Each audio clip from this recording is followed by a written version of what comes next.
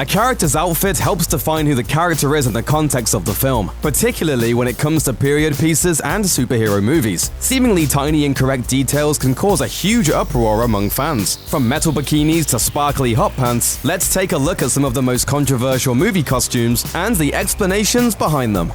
Karen Gillan in Jumanji.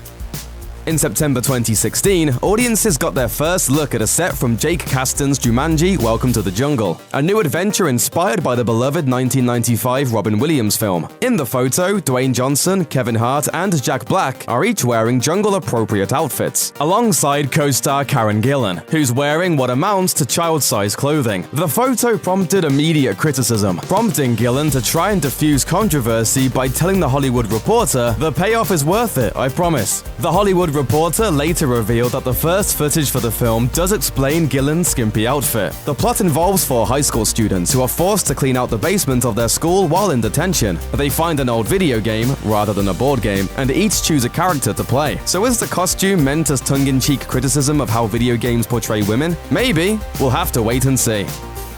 George Clooney in Batman and Robin.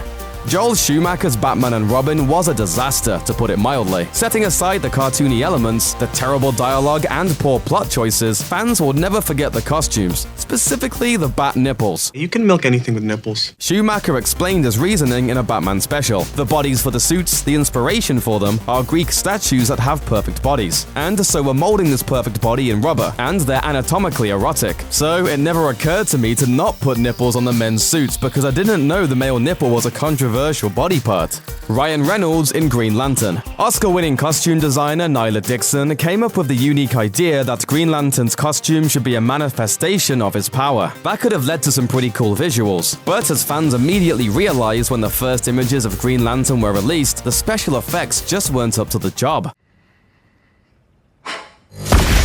Green! Wow. I know, right? Even star Ryan Reynolds also complained how the costume made his job much harder to do, saying, "It's brutal doing a film where you're wearing a motion capture suit for the whole time. I didn't even get to see the Green Lantern suit until the first trailer. I never even knew what it looked like." Rebel Wilson in Pitch Perfect 3. Even before Pitch Perfect 3 finished filming, the production caught flack after Rebel Wilson posted a photo online of herself alongside co-stars Brittany Snow and Chrissy Fitz, causing fans online to accuse the film of size discrimination because Wilson's outfit had sleeves, while her co-stars had bare arms. But that's right, this was the start of Sleevegate.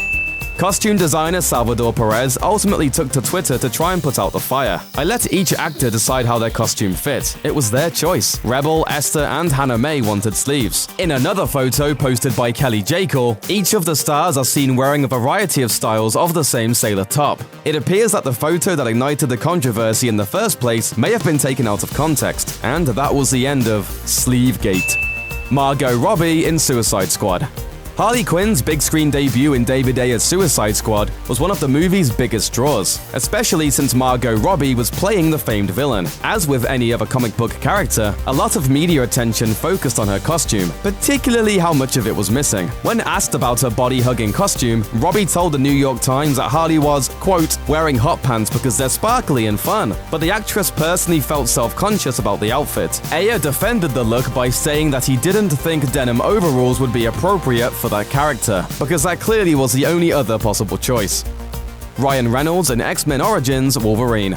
You may have blocked it from your memory, but Ryan Reynolds played Deadpool before Deadpool. Unfortunately, during his first outing as the character in X-Men Origins Wolverine, the filmmakers decided to make the brave, bold choice of doing everything they could to insult the character's fans. They took away his comic book outfit, including his iconic mask, and they sewed his mouth shut, leaving a character who's literally referred to as the Merc with a mouth, physically unable to speak. Studio ADI, who applied the creature effects for the film, made a video explaining their whole side of the Deadpool tale. The artist believed the studio didn't intend for Deadpool to be fully formed in Wolverine, just a setup for what he could become in a later film. This is sort of a pre-Deadpool. If you think of this as the embryonic Deadpool, then it might make more sense.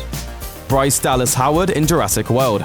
Though audiences generally love the big dino action, there was one big problem with Jurassic World for some fans: Bryce Dallas Howard's heels, which somehow stay magically glued to her feet even when running from a T-Rex through mud, rain, and wet concrete. But Howard defended the choice, telling Yahoo News, "I'm better equipped to run when I have shoes on my feet, so that's my perspective on it. I don't think she would carry around flats with her. I think she's somebody who could sprint a marathon in heels." For me, it was actually logical for her to be in that very illogical situation, because she doesn't belong in the jungle and yet she finds herself there and has to adapt. Sylvester Stallone in Judge Dredd. In the comics, Judge Dredd famously never reveals his true face, a decision that's symbolic of his dedication to his job. There is no other secret identity. His helmet isn't a mask, it's who he is. So it was a huge problem for fans when star Sylvester Stallone took his helmet off less than 20 minutes into the film. The reason was simple: Stallone's celebrity was more important than the source material, and he wanted to showcase that famous face. After all, what's the point in signing a superstar to a role when you never get to even see him? As Judge Dredd writer Alan Grant said, the story was subservient to Stallone, who I think takes himself too seriously. Or, in other words, I am the law!